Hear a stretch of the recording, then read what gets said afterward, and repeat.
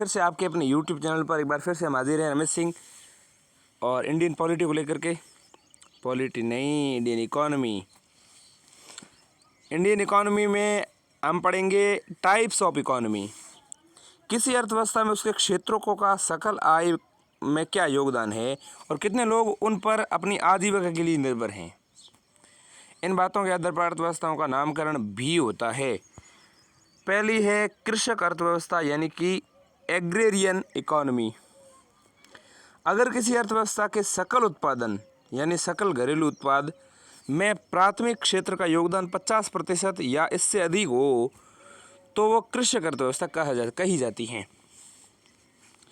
प्राथमिक क्षेत्र में क्या क्या आते हैं मैं आपको एक बार फिर से दिखा देता हूँ। 3 प्रकार के क्षेत्र मैंने कल बताए थे आपको। प्राथमिक क्षेत्र में कृषि, उत्खनन और पशुपालन, इसके अलावा मछली पालन, यानी प्राकृतिक रूप से जो मिलेगा वो प्राथमिक सेक्टर में आएगा। जैसे उत्खनन जो है प्रकृति ही दे रही है, कृषि भी प्रकृति ही दे रही है, पशुपालन भी प्रकृति है एक तरीके की, और मछली पालन भी प्रकृति ही है। तो इस तरह की चीज़ें जो है प्राथमिक क्षेत्र के अंतर्गत आती हैं। जबकि द्वितीय क्षेत्र के अंतर्गत वो चीज़ें आती हैं जो मैन मेड है। मैन मेड में क्या है, देखिए उदाहरण के लिए लौह एवं इस्पात उद्योग। तो इसमें लोहा जो है खनन करने के बाद जो बनता है उसका लोहा मशीनों के द्वारा बनाया जाता है उसमें। इसके अलावा वस्त्र उद्योग, प्रकृति से मिलने वाली चीज़ों से वस्त्र बनाए जाते हैं। वाहन बनाए जाते हैं। बिस्किट, केक इत्यादि चीज़ें जो हैं द्वितीय रूप से बनाई जाने वाली चीज़ें हैं। तृतीय क्षेत्र वे हैं जिनकी ज़रूरत नहीं है सीधे तौर पे, जैसे बैंकिंग है, बीमा है, शिक्षा है, चिकित्सा है, पर्यटन है। इसके बिना भी व्यक्ति का जीवन चल सकता है लेकिन अच्छे तरीके से नहीं चल पाएगा। तो ये तृतीय क्षेत्र में आते हैं। तो कृषक अर्थव्यवस्था वो है जिसमें प्राथमिक क्षेत्र के मतलब कृषि, उत्खनन, ये सारी चीज़ें जो है आती हैं, उनमें 50% से अधिक योगदान अगर इन चीज़ों का है, प्राथमिक क्षेत्र के चीज़ों का, तो वो कृषक अर्थव्यवस्था कहलाती हैं। स्वतंत्रता प्राप्ति के समय भारत एक ऐसी ही अर्थव्यवस्था था, कृषक अर्थव्यवस्था, टोटली एग्रेरियन इकोनॉमी। लेकिन आज इसकी सकल आय में हिस्सा घट करके 18% के आसपास रह गया है। बाकी की चीज़ें जो है किस रूप में आती हैं, अन्य क्षेत्र जैसे द्वितीय क्षेत्र उद्योग वाले हैं, तृतीय क्षेत्र जो है बैंकिंग है, बहुत सारी चीज़ें इसमें शामिल हैं। इस दृष्टिकोण से भारत एक कृषक अर्थव्यवस्था नहीं लगता, लेकिन आज भी इस क्षेत्र पर भारत के लगभग 49% लोग अपनी आजीविका यानी लाइवहुड के लिए निर्भर हैं कृषि पर। यह एक विशेष परिस्थिति है जहां सकल आय में प्राथमिक क्षेत्र का योगदान जिस अनुपात में घटा है, आजीविका के लिए इस पर लोगों की निर्भरता उस अनुपात में घटी नहीं है। जनसंख्या का एक क्षेत्र से दूसरे क्षेत्र की ओर स्थानांतरण नहीं हुआ है।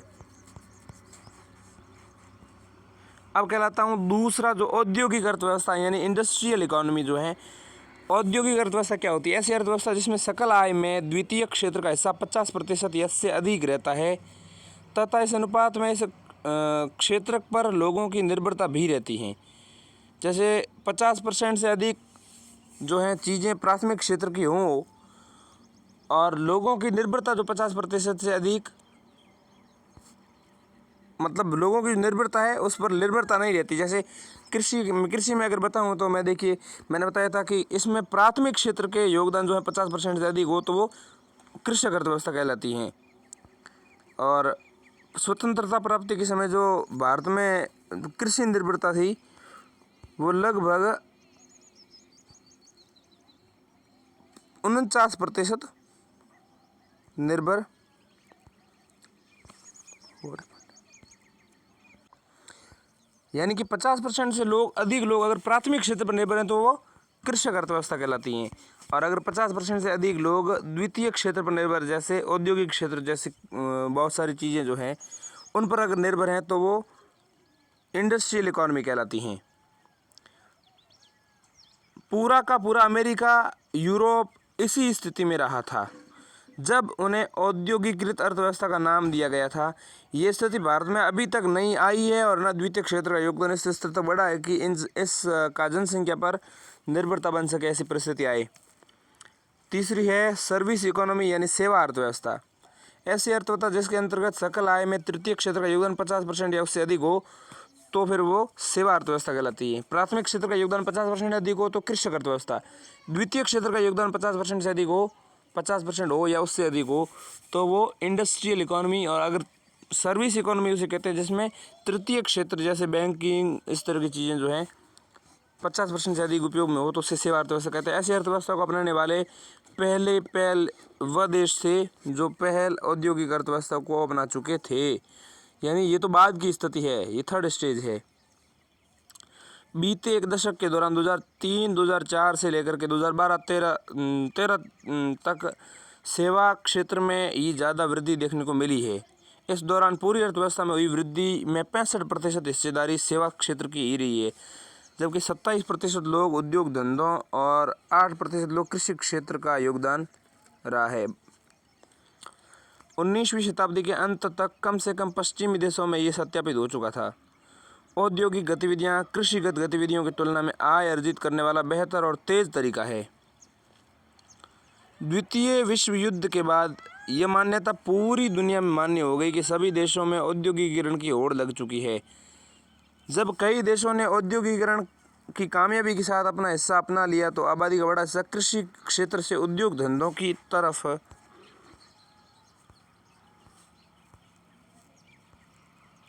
आया। इस बदलाव की प्रक्रिया को वृद्धि के चरण यानी स्टेजेज ऑफ ग्रोथ के रूप में परिभाषित किया गया है। औद्योगिकीकरण के बढ़ने से कृषिगत क्षेत्रों पर लोगों की निर्भरता कम होती गई और उद्योग धंधों पर निर्भरता बढ़ती गई। ठीक इसी तरह का बदलाव उद्योग धंधों से सेवा के क्षेत्र में बदलाव देखने को नजर आया है। सर्विस सेक्टर पर निर्भरता आबादी की उद्योगिकीकरण के बाद के दौर में आबादी को माना गया और इसे सर्विस सोसाइटीज़ के रूप में भी मान्यता मिली। पूरे यूरोप अमेरिका में कुल उत्पादन का करीब 50% लोग सेवा क्षेत्र से आ रहा था। लगभग आधी आबादी दुनिया की आजीविका भी इस पर निर्भर थी, यानी किसी क्षेत्र की उसकी आय में योगदान उस पर निर्भर जनसंख्या में साम्यता थी। लेकिन कुछ देशों के मामले में ऐसा नहीं हुआ। भारत उन देशों में शामिल था जिनमें ऐसा नहीं हो सका, जहां ये साम्यता नहीं थी। राष्ट्रीय आय की अवधारणा, the idea of national income. अर्थव्यवस्था में राष्ट्रीय आय एक महत्वपूर्ण अवधारणा है। अर्थशास्त्र एवं किसी अर्थव्यवस्था की समझ के लिए राष्ट्रीय आय की गणना से जुड़ी अवधारणाओं का स्पष्ट होना आवश्यक है। वैसे तो इसका पता सामान्य तौर पर देश और वहाँ के लोगों की खुशहाली और उनकी प्रसन्नता से लगाते हैं।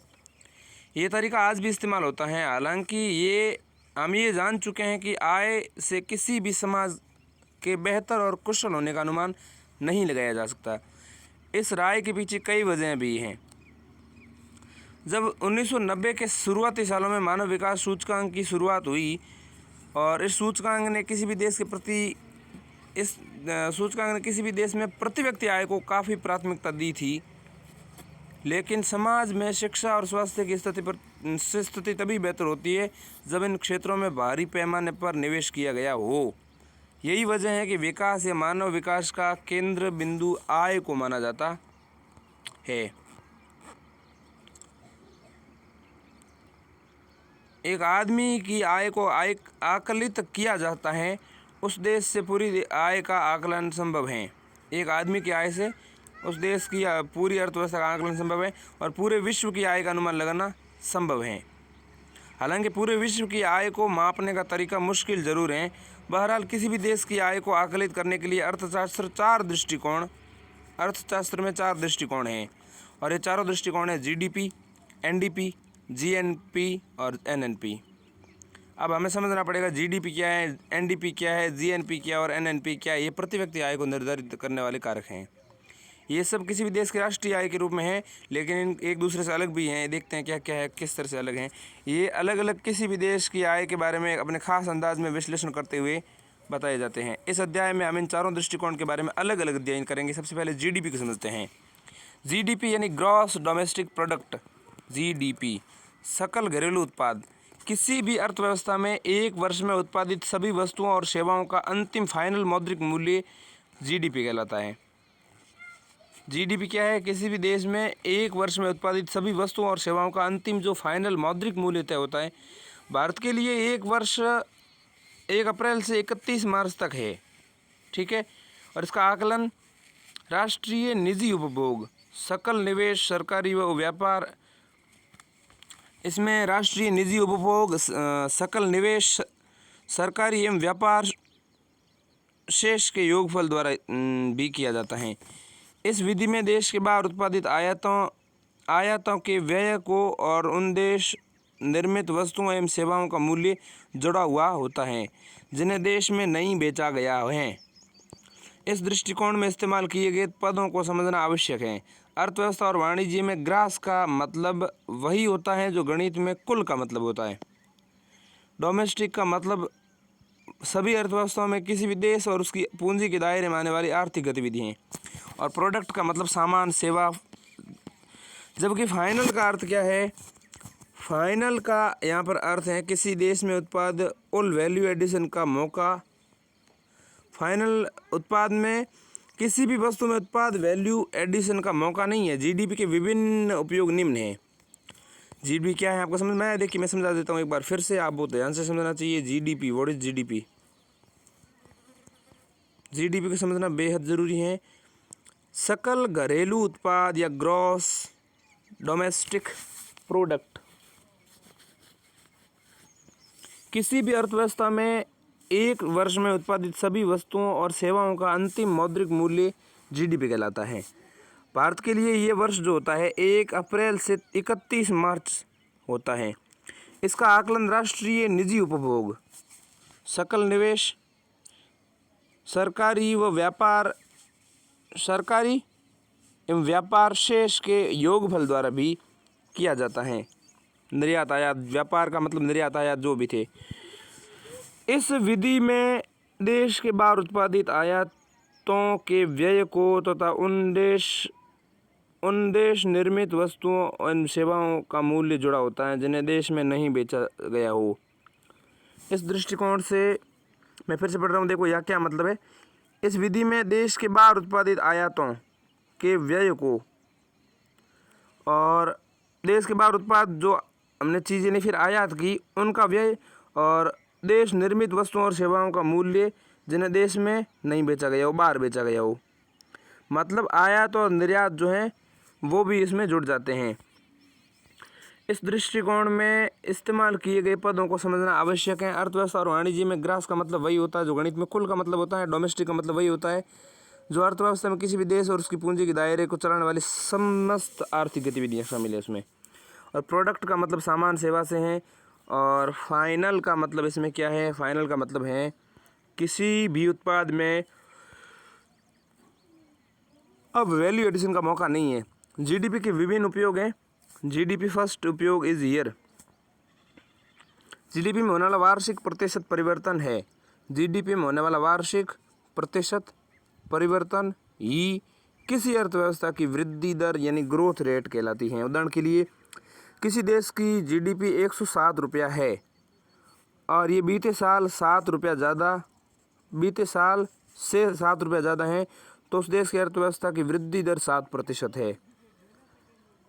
जब हम किसी देश की अर्थव्यवस्था को ग्रोइंग इकोनॉमी कहते हैं तो मतलब ये होता है कि देश की आय परिणात्मक रूप से बढ़ रही है। दूसरा पॉइंट है परिणात्मक दृष्टिकोण क्या है? ये परिणात्मक दृष्टिकोण है इसके आकार से देश की आंतरिक शक्ति का पता चलता है। मतलब देश के अंदर बनी हुई चीज़ों को बाहर बेच रहे हैं और बाहर से बनी हुई चीज़ों को देश में मंगवा रहे हैं तो इससे जीडीपी तय होती है। तो ये परिणात्मक दृष्टिकोण है। इसके आकार से देश की आंतरिक शक्ति का पता चलता है, लेकिन इससे देश के अंदर उत्पादों और सेवाओं की गुणवत्ता का स्तर का पता नहीं चल पाता है। तीसरा पॉइंट है अंतर्राष्ट्रीय मुद्रा कोष और विश्व बैंक की ओर सदस्य देशों का तुलनात्मक विश्लेषण इसके आधार पर ही किया जाता है। जीडीपी के आधार पर ही अंतर्राष्ट्रीय मुद्रा कोष है, इंटरनेशनल मॉनिटरी फंड है, विश्व बैंक है, इनकी ओर से सदस्य देशों का तुलनात्मक विश्लेषण जीडीपी के आधार पर ही किया जाता है। दूसरा है एनडीपी। अब ये एनडीपी क्या है? देखिए एनडीपी का मतलब है शुद्ध घरेलू उत्पाद। एनडीपी यानी शुद्ध घरेलू उत्पाद। शुद्ध का मतलब यहाँ क्या होना चाहिए? एन से एनडीपी से यहाँ तात्पर्य है नेट डोमेस्टिक प्रोडक्ट। किसी भी अर्थव्यवस्था का वह जीडीपी है। ये एनडीपी किसी भी अर्थव्यवस्था का वह जीडीपी है जिसमें एक वर्ष के दौरान होने वाली मूल्य कटौती को घटाकर प्राप्त किया जाता है। वास्तव में जिन संसाधनों द्वारा उत्पादन किया जाता है, उपयोग के दौरान उनके मूल्य में कमी हो जाती है, जिसका मतलब उस सामान का घिसने या टूटने फूटने से हुआ नुकसान उसमें से घट जाना चाहिए। तो केवल मतलब शुद्ध रूप से फ़ायदा देखा जाता है इसमें, बाकी की चीज़ें नहीं। जैसे जीडीपी में तो वो चीज़ें हैं जिसमें उत्पादन में लगी हुई चीज़ें नहीं है। जीडीपी में क्या है, जितना बेचने और ख़रीदने से जो मूल्य में जो वृद्धि या कटौती होती है वो जीडीपी डिपेंड करता है। तो इस एनडीपी को नेट डोमेस्टिक प्रोडक्ट कहते हैं। किसी भी अर्थव्यवस्था का वह जीडीपी है जिसमें एक वर्ष के दौरान होने वाली मूल्य कटौती को घटाकर प्राप्त किया जाता है। वास्तव में जिन संसाधनों द्वारा उत्पादन किया जाता है, उपयोग के दौरान उनके मूल्य में कमी हो जाती है, जिसका मतलब उस सामान का घिसना यानी कि डिप्रिसिएशन या टूटने फूटने से होता है।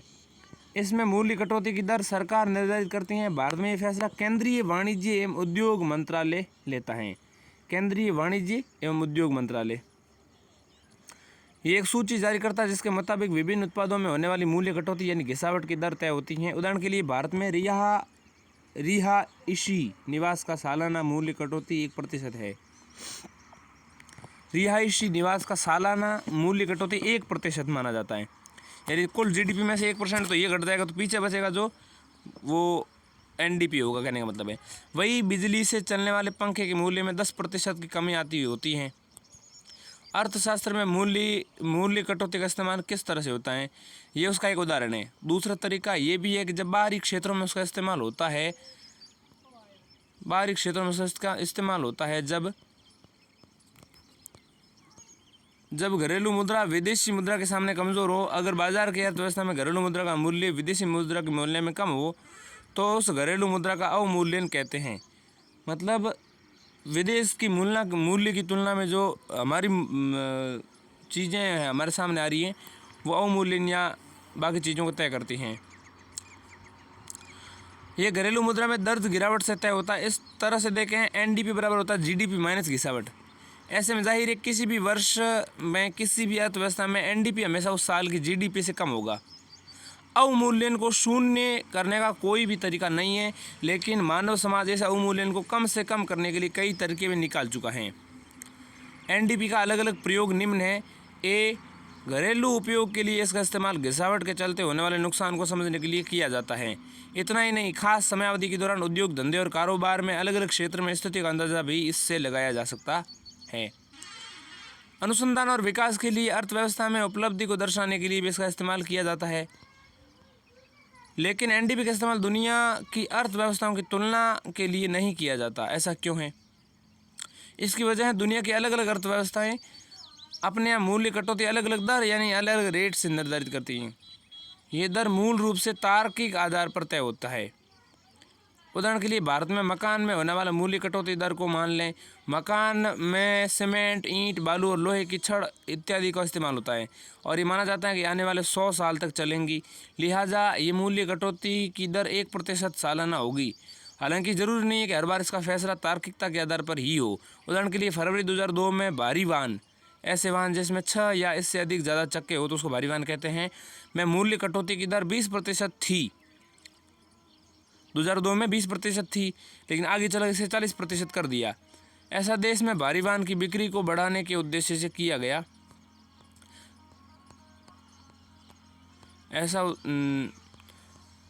बिक्री को बढ़ाने के उद्देश्य से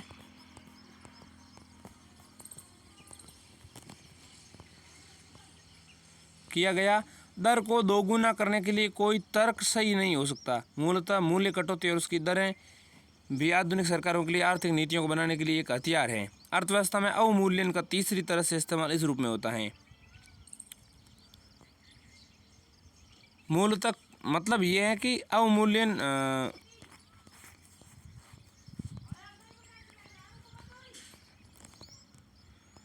यानी भारी वाहनों की बिक्री को बढ़ाने के लिए उसकी जो कटौती वो 20% से बढ़ा करके 40% कर दी और दर को दोगुना करने के लिए कोई तर्क सही नहीं हो सकता।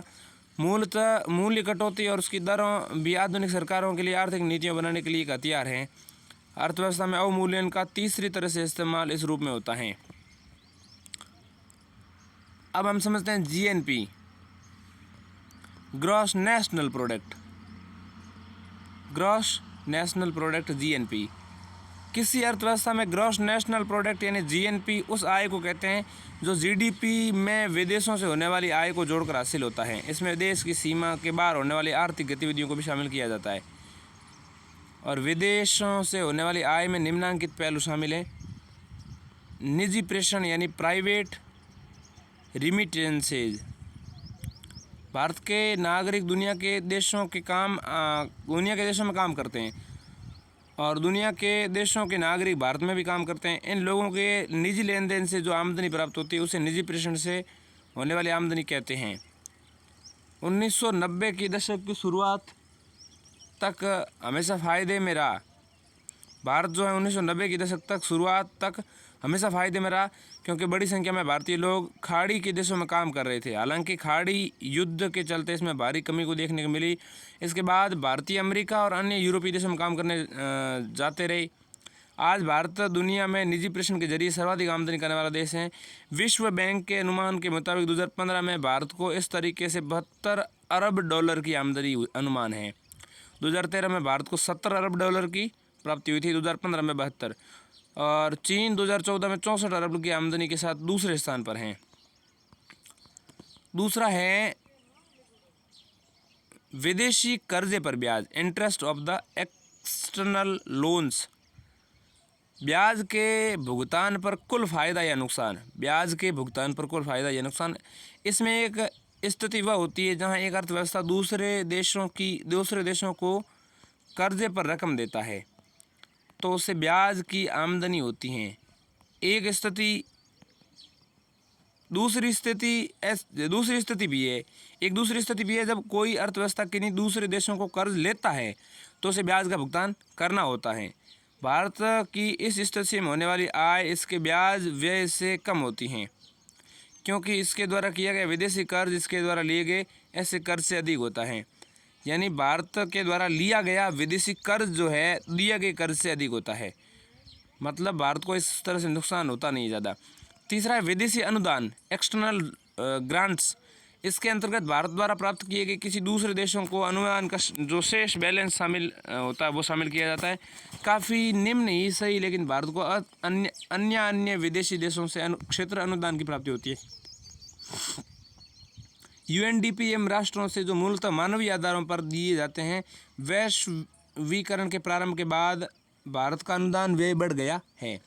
ये भारत के राजनयिक प्रक्रिया का एक अभिन्न अंग है जो भारत को अंतर्राष्ट्रीय पहल पर उच्च भूमिका अदा करने के प्रयास से जुड़ा हुआ है। बहरहाल इन तीन चीज़ों को अलग अलग मदों से होने वाली आमदनी को कुल मिलाकर लाभ में भी हो सकती हैं। बहरहाल इन तीनों अलग अलग मदों से होने वाली आमदनी कुल मिलाकर लाभ में भी हो सकती है और नुकसान में भी हो सकती है। भारत के मामले में ये हमेशा नुकसान वाली स्थिति में होती हैं, क्योंकि भारत में काफ़ी ज़्यादा विदेशी कर्ज है और अनुदान की प्राप्ति घटती गई हैं। इसका मतलब यह है कि भारत में जीएनपी को हासिल करने के लिए जीडीपी में विदेशी देशों से होने वाली आमदनी के जुड़ने के बजाय घटाई जाती हैं। तो जीडीपी में से जीएनपी घटती हैं। देखो, सामान्य फॉर्मूले के मुताबिक जीडीपी प्लस विदेशी होने वाली आय के बराबर है। जीएनपी क्या है? ग्रॉस नेशनल प्रोडक्ट, यानी कि जीडीपी प्लस विदेशों से होने वाली आय के बराबर। लेकिन भारत के मामले में विदेशों से होने वाली आमदनी के बदले हानि है। तो भारत का जीडीपी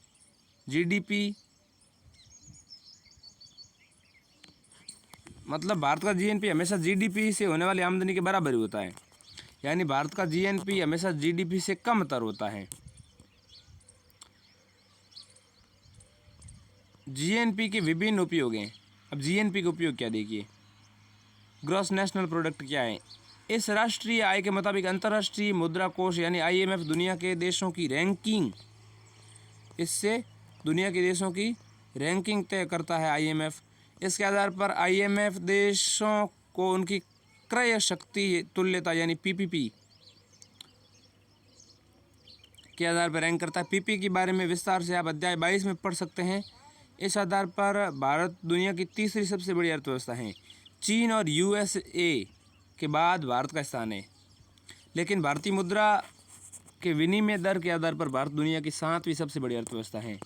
IMF अप्रैल 2016 की ये मतलब रैंकिंग 7वीं दी हुई है। अब ये तुलना GDP के आधार पर भी की जाती है। पहले मतलब केवल इसको समझ सकते हैं कि PPP के आधार पे रैंकिंग देते थे।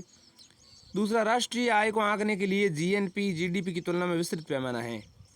राष्ट्रीय आय को आंकने के लिए लिहाज से जो है GNP GDP की तुलना में विस्तृत पैमाना है, क्योंकि यह अर्थव्यवस्था की परिमाणात्मक के साथ साथ गुणात्मक तस्वीर भी पेश करता है। किसी भी देश की अर्थव्यवस्था आंतरिक के साथ बाहरी ताकत को भी बताता है।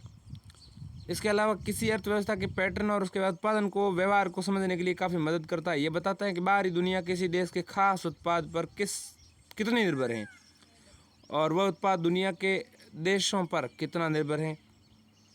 ये अंतर्राष्ट्रीय परिदृश्य में किसी भी अर्थव्यवस्था को अपने मानव संसाधनों के बारे में, उनकी संख्या और उनसे होने वाली आमदनी के बारे में बताता है।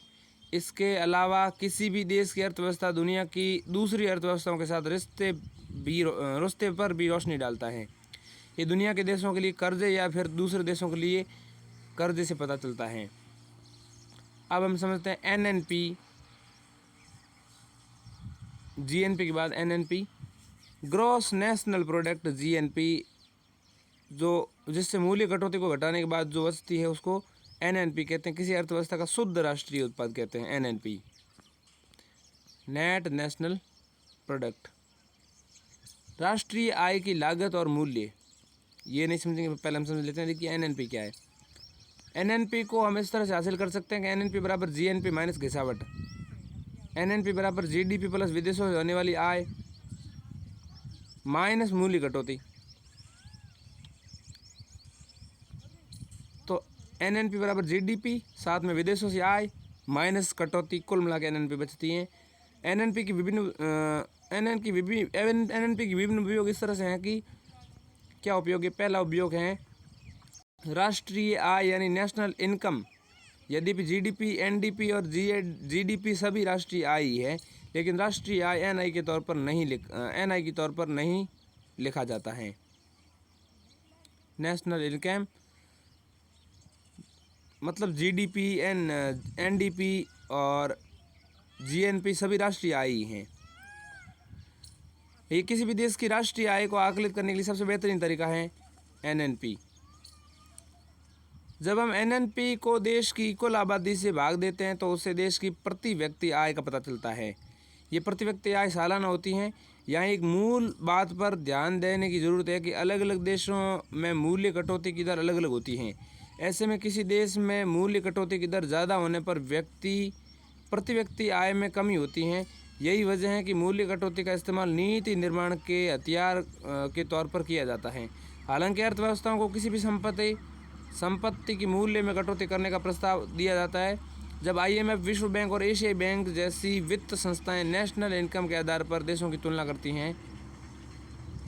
वैसे राष्ट्रीय आय आकलित करने के लिए सेंट्रल सांख्यिकी संगठन यानी CSO ने वर्ष 2015 में बेस ईयर और मैथडोलॉजी को संशोधित किया है। इसका वर्णन जो है आगे दिया गया है। तो इसको हम समझते हैं एक बार फिर से। इसमें 4 चीज़ों का जिक्र हुआ है, GDP वगैरह वगैरह सारी। तो इन चीज़ों को समझना बेहद ज़रूरी है। क्या है GDP, इनको ध्यान से सुनिएगा। पहले सबसे पहले ये समझ लो प्राथमिक क्षेत्र कौन से? उत्खनन, कृषि, पशुपालन, मछली पालन, ठीक। द्वितीय क्षेत्र वे क्षेत्र जिसमें लौह उद्योग, इस्पात उद्योग, वस्त्र उद्योग, वाहन उद्योग, बिस्किट उद्योग, केक उद्योग वगैरह, मतलब उद्योग वाली चीज़ें, इंडस्ट्रियल चीज़ें इसमें, तो इसको इंडस्ट्रियल द्वितीय क्षेत्र के अंतर्गत आ जाता है। तृतीय क्षेत्र जो है टेरिटरी सेक्टर कहते हैं इसको, वो है बैंकिंग, बीमा, शिक्षा, चिकित्सा, पर्यटन, इस तरह की चीज़ें। अब कृषक अर्थव्यवस्था किसको कहते हैं? एग्री, जिसमें प्राथमिक जो कृषि और उत्खनन, मछली पालन और पशुपालन, ये चीज़ें जो हैं 50% से अधिक योगदान देते हैं सकल घरेलू उत्पाद में। तो फिर इसको हम कृषि अर्थव्यवस्था कहते हैं। शुरुआत से भारत 50% से अधिक स्थिति में था। स्वतंत्रता प्रतिदिन भारत ऐसी अर्थव्यवस्था था, लेकिन आज इसका हिस्सा घटकर केवल 18% के आसपास रह गया है। इस दृष्टिकोण से भारत एक अर्थव्यवस्था, कृषि अर्थव्यवस्था तो बिल्कुल नहीं लिखता है। औद्योगिक अर्थव्यवस्था यानी इंडस्ट्रियल इकोनॉमी किसको कहते हैं? ऐसी अर्थव्यवस्था में सकल आय में द्वितीय क्षेत्र का हिस्सा 50% या उससे अधिक रहता है। द्वितीय क्षेत्र के अंतर्गत कौन से क्षेत्र आते हैं? लौह उद्योग, इस्पात उद्योग और वस्त्र उद्योग, वाहन, बिस्किट, इस तरह की इत्यादि इत्यादि चीज़ें जो हैं द्वितीय क्षेत्र के अंतर्गत आती हैं। यानी कि इंडस्ट्रियल चीज़ें औद्योगिक रूप से जो निर्मित की जाती है उन चीज़ों पर आय। और पूरा का पूरा अमेरिका, यूरोप इसी स्थिति में रहा था और तब उसे हमने इंडस्ट्रियल इकोनॉमी का नाम दिया था। और ऐसी स्थिति में भारत अभी तक नहीं आई है, और भारत की स्थिति न तो आई है और न द्वितीय क्षेत्र का योगदान इस स्तर तक बढ़ा है कि इस पर जनसंख्या की निर्भरता हो सके। मतलब ठीक है, भारत का योगदान इस स्तर तक बढ़ा, न इस पर जनसंख्या की निर्भरता बढ़ी। मतलब ना तो जनसंख्या की निर्भरता बढ़ी और ना इस स्तर तक। सेवा अर्थव्यवस्था या सर्विस इकोनॉमी क्या कहते हैं? ऐसी अर्थव्यवस्था जिसमें सकल आय में तृतीय क्षेत्र का योगदान 50% या उससे अधिक हो तो उससे सेवा अर्थव्यवस्था कहते हैं। और ये चीज़ मैंने बताई थी कि इस व्यवस्था में ज़्यादातर लोगों की आजीविका तृतीय क्षेत्र से पूरा होता है। बीते एक दशक के दौरान 2003 से 2004 से लेकर के 2012-13, 2003-4 से 12-13 के में सेवा में ही ज़्यादा वृद्धि को देखने को मिली है। इस दौरान पूंजी अर्थव्यवस्था में हुई वृद्धि 65% हिस्सेदारी सेवा क्षेत्र में। पूंजी अर्थव्यवस्था में हुई वृद्धि 65% हिस्सेदारी सेवा क्षेत्र की ही रही है। 2003 से 2012-13 में 65% हिस्सेदारी सेवा क्षेत्र की ही रही है, जबकि 27% लोग उद्योग धंधों की तरफ गए हैं और 8% किस कृषि योगदान रहा है। 65, 27 और 8 ये चीज़ें हैं। अब देखिए, हम सबसे पहले समझते हैं जीडीपी क्या है। प्रति व्यक्ति आय तय करने के लिए जीडीपी और इस तरह की चीज़ें समझनी जरूरी है। सकल घरेलू उत्पाद, ग्रॉस डोमेस्टिक प्रोडक्ट, जीडीपी किसी भी अर्थव्यवस्था में एक वर्ष में उत्पादित सभी वस्तुओं और सेवाओं का अंतिम मौद्रिक मूल्य कहलाता है। भारत के लिए ये वर्ष 1 अप्रैल से 31 मार्च तक होता है। इसका आकलन राष्ट्रीय निजी उपभोग, सकल निवेश, सरकार एवं व्यापार शेष जिसमें निर्यात आयात को मिला करके योगफल के द्वारा किया जाता है। इस विधि में देश के बाहर उत्पादित आयातों के व्यय को और उन देश निर्मित वस्तुओं और सेवाओं का मूल्य जुड़ा होता है जिन्हें बाहर के देशों में बेचा जाता, देश के अंदर नहीं बेचते। इस दृष्टिकोण में इस्तेमाल किए गए पदों को समझना आवश्यक है। ग्रॉस का मतलब वही है जो गणित में कुल का होता है। डोमेस्टिक का मतलब क्या है? अर्थव्यवस्था में किसी भी देश और उसकी पूंजी के दायरे में आने वाली सभी आर्थिक गतिविधियाँ। प्रोडक्ट का मतलब सेवा और सामान से है। और फाइनल का मतलब यहाँ पर है किसी भी उत्पाद में मूल्य एडिशन का मौका नहीं है। जीडीपी के विभिन्न उपयोग हैं। उपयोग बताता हूँ। उपयोग जीडीपी में एक तो पहला है कि जीडीपी में होने वाला वार्षिक प्रतिशत परिवर्तन, वार्षिक रूप से जो प्रतिशत परिवर्तन आता है ये वो प्रतिशत परिवर्तन ही किसी अर्थव्यवस्था की वृद्धि दर या ग्रोथ रेट बताता है। उदाहरण के लिए जीडीपी, किसी देश की जीडीपी 107 रुपया है मान लो, और बीते साल उसकी बीते साल से 7 रुपया ज़्यादा है, तो उस देश की अर्थव्यवस्था की वृद्धि दर 7% है। जब हम किसी देश की अर्थव्यवस्था को ग्रोइंग इकोनॉमी कहते हैं, उसका मतलब क्या है कि जीडीपी बढ़ रही है। दूसरा उपयोग यह है कि परिणात्मक दृष्टिकोण है। इसके आकार से देश की आंतरिक शक्ति का पता चलता है। जीडीपी ज़्यादा तो देश की आंतरिक शक्ति ज़्यादा, लेकिन इससे देश के अंदर उत्पादों और सेवाओं की गुणवत्ता का स्तर का पता नहीं चलता है। इसके अलावा अंतर्राष्ट्रीय मुद्रा कोष और विश्व बैंक की देश के सदस्यों के तुलनात्मक विश्लेषण के लिए यही आधार है। दूसरा है एनडीपी। जीडीपी समझ गए। एनडीपी क्या होता है? नेट डोमेस्टिक प्रोडक्ट यानी शुद्ध घरेलू उत्पाद। किसी अर्थव्यवस्था में उसका खर्चा वगैरह जो भी होता है वो खर्चा काट दें तो पीछे बचता है एनडीपी। यानी ये सकते हैं कि एनडीपी बराबर जीडीपी माइनस घिसावट।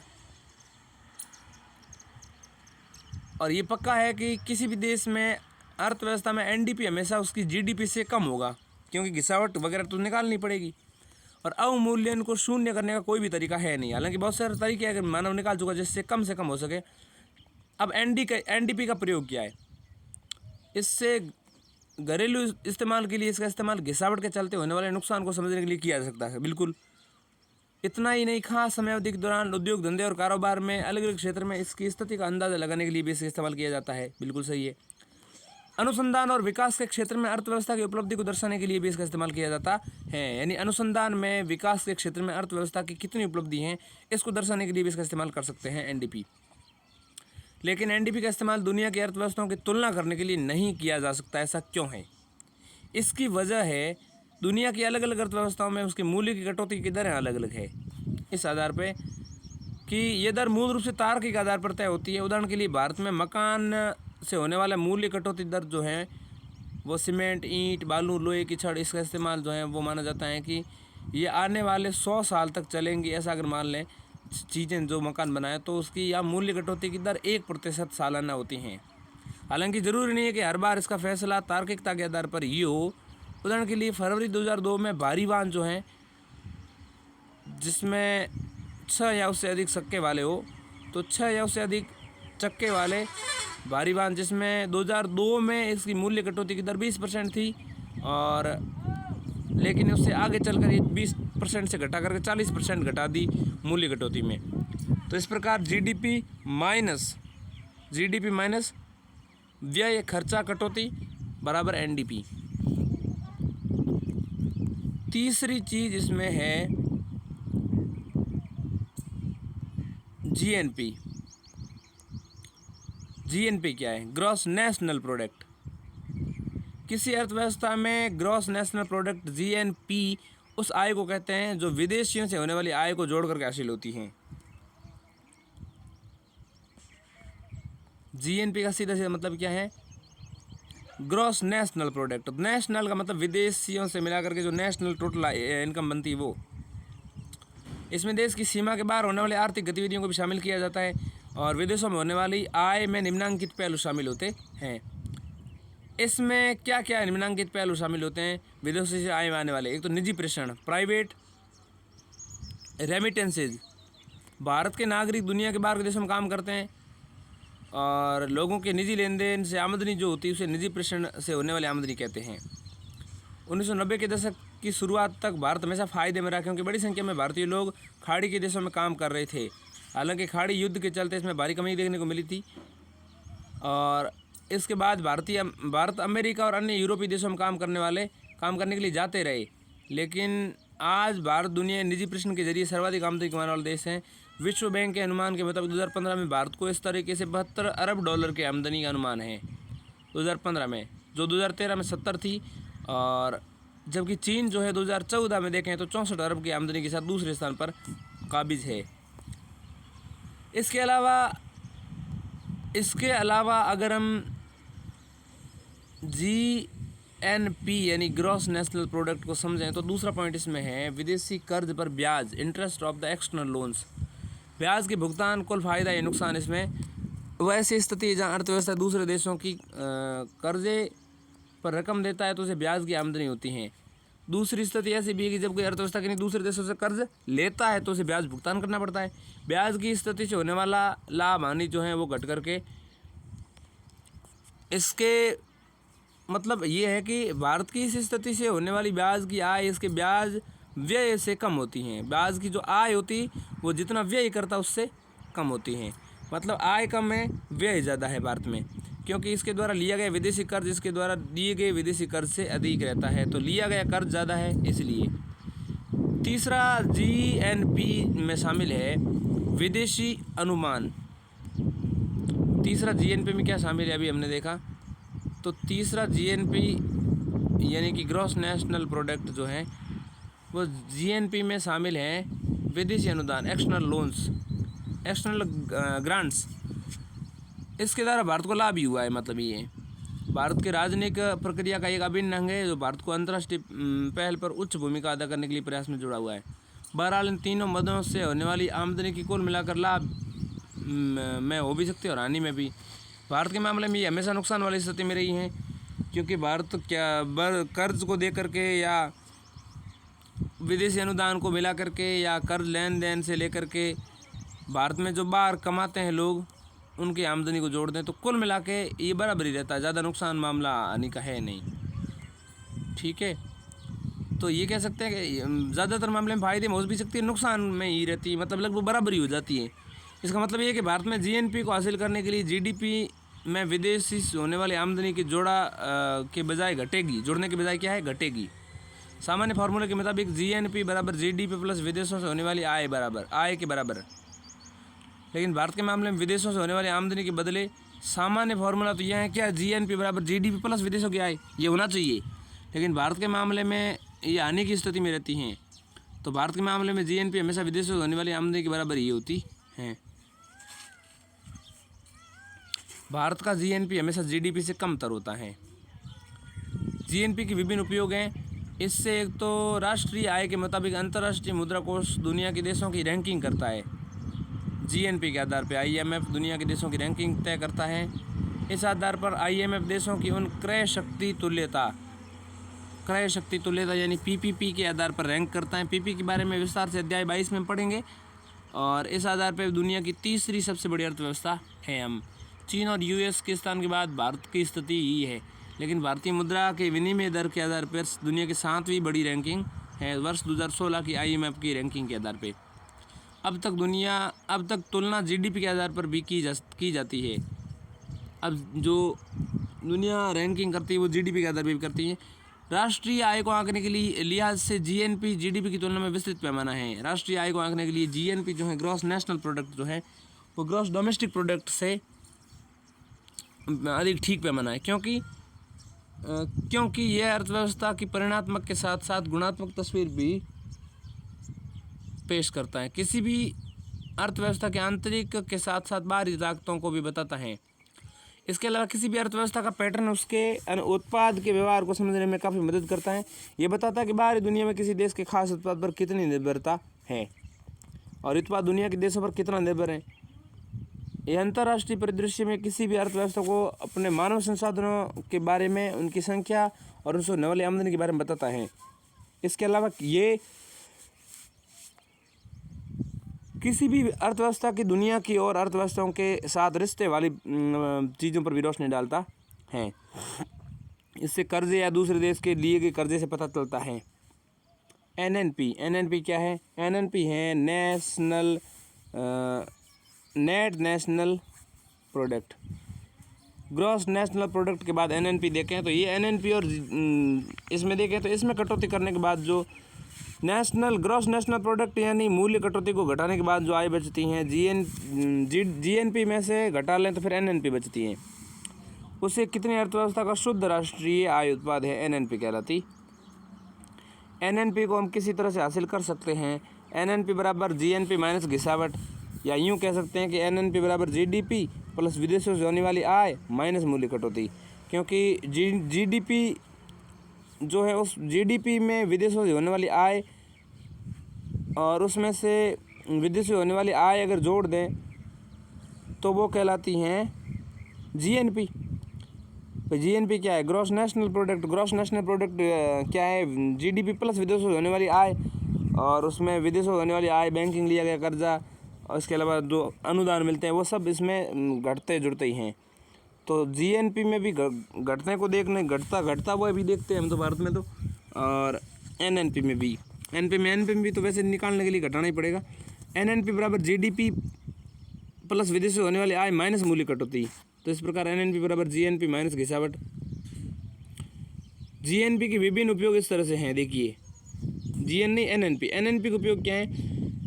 एनएनपी का उपयोग किसी भी अर्थव्यवस्था की राष्ट्रीय आय यानी नेशनल इनकम है।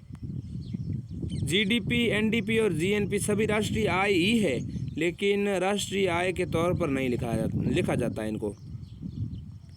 दूसरा है, किसी भी देश की राष्ट्रीय आय को आकलित करने का सबसे बेहतरीन तरीका है ये एनएनपी। हम एनएनपी को देश की कुल आबादी से भाग देते हैं तो उस देश की प्रति व्यक्ति आय का पता चलता है। प्रति व्यक्ति आय सालाना आय होती है। ये एक मूल बात पर ध्यान देने की ज़रूरत है कि अलग अलग देशों में मूल्य कटौती की दर अलग अलग होती है। ऐसे में किसी देश की मूल्य कटौती की दर ज़्यादा होने पर प्रति व्यक्ति की आय में कमी होती है।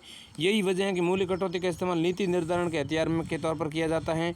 हालांकि अर्थव्यवस्थाओं को किसी भी संपत्ति के मूल्य में कटौती करने का प्रस्ताव दिया जाता है। जब IMF, विश्व बैंक और एशियाई विकास बैंक जैसी वित्त संस्थाएं नेशनल इनकम के आधार पर देशों की तुलना करती हैं, वैसे राष्ट्रीय आय आकलित करने के लिए सेंट्रल सांख्यिकी संगठन यानी कि CSO ने जनवरी 2015 में बेस ईयर और मैथडोलॉजी को संशोधित किया। इसका वर्णन आगे दिया गया है। इसके बाद हम समझते हैं राष्ट्रीय आय की लागत और मूल्य यानी cost and price of national income, लेकिन अभी नहीं, किसी अगले वीडियो में।